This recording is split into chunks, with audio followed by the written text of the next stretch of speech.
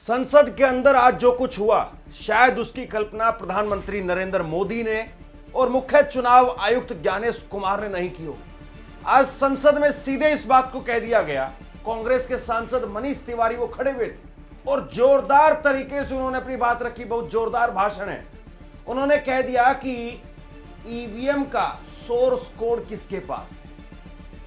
देखिए, ईवीएम पर शोर शराबा होता है, बहस होती है, सारी बात होती है, लेकिन वो कह रहे हैं कि ईवीएम का सोर्स कोड जो मदरबोर्ड बनाते हैं, वो सोर्स कोड किसके पास है।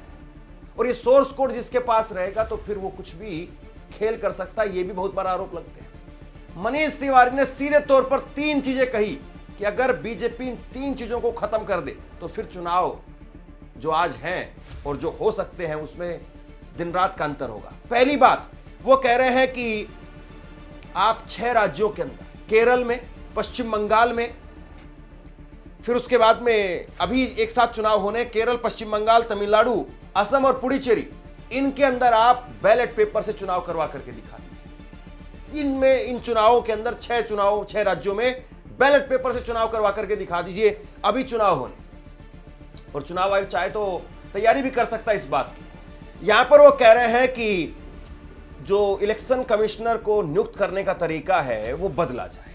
यानी उसमें 3 वोट होते हैं, प्रधानमंत्री का वोट है और प्रधानमंत्री के साथ में उसमें दूसरा वोट होता है कैबिनेट मंत्री का और तीसरा वोट होता है नेता प्रतिपक्ष का। तो वो कह रहे हैं कि इस तरीके को बदला जाए।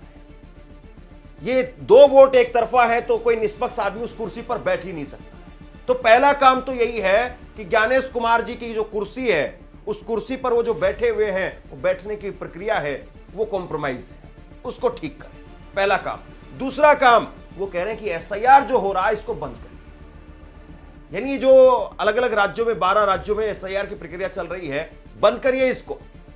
और वो बता रहे हैं, आप जरा गौर से सुनिए, कि एसआईआर की जो प्रक्रिया है, एसआईआर करवाने का हक वो चुनाव आयोग को है ही नहीं। और इसके अलावा उन्होंने कहा कि ये जो डायरेक्ट पैसा बांटा जा रहा है 10-10 हजार रुपए, अगर ये बंद हो जाए तो बीजेपी चुनाव नहीं जीत सकती है। यानी 3 काम अगर ये हो जाए तो बीजेपी चुनाव नहीं जीत सकती।